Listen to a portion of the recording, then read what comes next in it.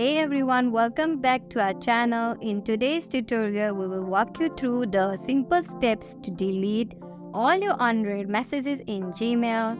If your inbox is overflowing with unread emails and you want to start fresh, this guide is for you. First, log into your Gmail account. If you are already logged in, click on Source Search options and in Search, select Unread Mail and click on Search again.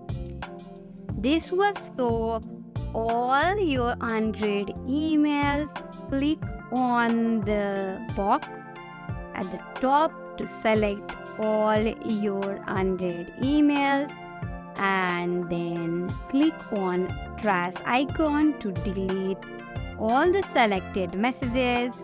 Gmail will move them to trash folder where they will stay for 30 days before being permanently deleted. For those who want to remove these messages immediately, go to trash folder, select all the emails and delete them forever.